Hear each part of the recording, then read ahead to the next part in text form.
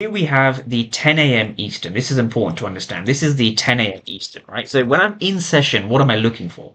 So when I'm in session, I'm only looking for a few things. I'm looking for number one, has price tapped into a 15-minute fair value gap, right? So first you're looking for a 15-minute fair value gap for entry. This is the most important thing. The second thing is, has price actually gone into that 15-minute fair value gap? This is a supply area. Is price in the zone? So you're looking for a lower time frame entry, right? A 5-minute or a 1-minute. For this video, we're just going to use the 5-minute because there's a slightly clearer entry on the 5-minute. Now, the third thing, and this is where people mess up, is the order flow. So the order flow is what will confirm whether your power of three is actually correct, right? Because you don't know without reading the order flow if price is going to melt lower or if price is going to melt through. You don't actually know what's happening in this area. And step three is why so many traders go wrong in the first place. So now we have ticked off step one. So we have a 15-minute fair value gap. That's tick. Step number two is we're looking for a lower time frame entry. Now, step number two is where you can combine the power of three, right? Because we have the 10 a.m. Eastern. And we're above the 10 a.m. Eastern. Sorry for that.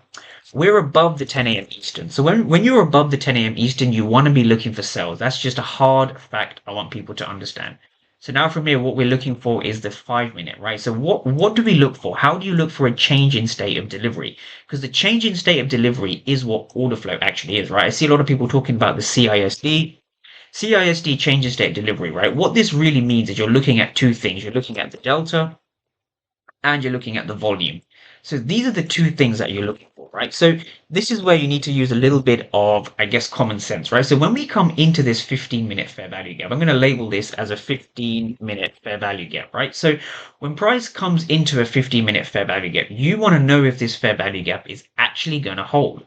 And the way we do that is by understanding a few things. We do that by understanding who is in control between the buyers and the sellers. So if we just continue to play price on, we want to understand and really analyze what is going on inside of this particular area. So we are looking for this position over here. This is the most important area you're looking for.